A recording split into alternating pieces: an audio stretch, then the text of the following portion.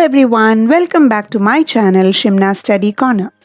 Today we are going to discuss a very important part of the class 10 board exams, that is MCQ, multiple choice questions. Today we are going to take up the poem Fire and Ice from your first flight textbook. Before we move on to discuss the MCQs, I would suggest you watch the explanation video of this poem. The link will be given in the description down below. Now, let's move on to the questions. Question number 1. Who is the poet of Fire and Ice? The options are John Berryman, Robert Klein, Robert Frost, and Ogden Nash. Which is the right answer? Yes, the right answer is Robert Frost. Question number 2. What does the poet compare fire with? The options are hatred, desire, heat, both A and C, that is both hatred and heat. The answer is desire. He compares fire to desire. Question number 3. What is the meaning of perish? The options are bloom, rise, die, and glow. The right answer is die. The meaning of the word perish is to die. Now, let's move on to the next question. Question number 4. What would suffice if the world were to perish the second time? The options are ice, fire, hatred, both A and B. That means ice and fire. So which would be the right answer?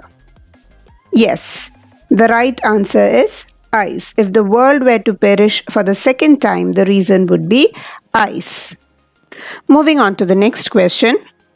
What would be a better option to end the earth?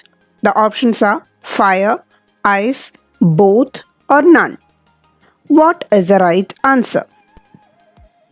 Yes, the answer is both, that is fire and ice.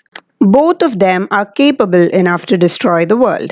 Now, let's move on to the next question. According to the poet, what would be more effective in ending the world? The options are fire, ice.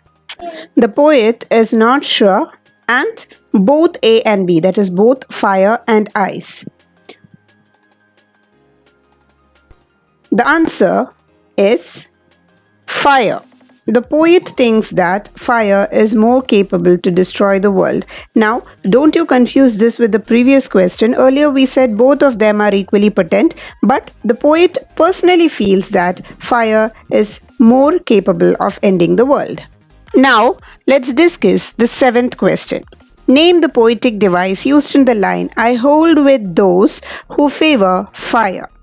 The options are assonance, alliteration, allusion, both A and B, that is both assonance and alliteration. Which one do you think is the right answer? Yes, the right answer is option D, both A and B. That is, you find both assonance and alliteration here. Assonance is the repetition of a vowel sound over and over in a line. Here, the sound O is repeated thrice. That is, hold, those, who. In all these words, the sound O is repeated. So, one poetic device that we find in this line is assonance. Now, the second one is alliteration. Where do we find alliteration? Yes, favor, fire. Both these words begins with the same consonant sound. So here, in favor, fire, we have an example of alliteration. Thus, we find both alliteration as well as assonance in this line. Now, let's see the 8th question. Name the poetic device used in the line, some say the world will end in fire. The options are metaphor, imagery, alliteration, both B and C, that is both imagery and alliteration. Which one is the right answer? Yes, the right answer is both B and C, that is both imagery and alliteration. Now we find alliteration in the first two words, that is some, say. Both of them begins with the same sound. Now what about imagery? When we read this line, some say the world will end in fire, we are able to form a mental picture of the world ending in fire. So any words or lines used in a poem which gives us a mental picture of the matter concerned is called an imagery. Thus, we have both alliteration as well as imagery in this line. Now, the ninth question. The question is, name the poetic device used in the line to say that for destruction, ice is also great. Options are metaphor, enjambment, alliteration, and oxymoron. Which would be the right answer? Yes, the right answer is enjambment. What is enjambment? Here we see that to say that for destruction, ice is also great. It's actually a single line. But then in the poem, it's broken up into two different lines. So breaking up of a single line into two different lines is called enjambment. So the answer here is enjambment. Let's check out the 10th question. What does ice symbolize? The options are love, hatred, desire, both A and C, that is both love and desire. Which one is the right answer? This is pretty simple. The right answer is hatred. Yes, ice symbolizes hatred. Now, let's see what the next question is. This is the second last question. What is the meaning of the word desire? This is a vocabulary question. What is the meaning of the word desire?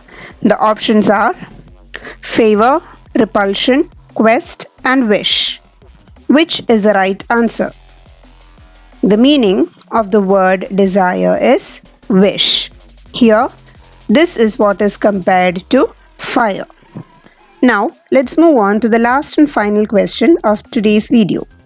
What does the word suffice mean?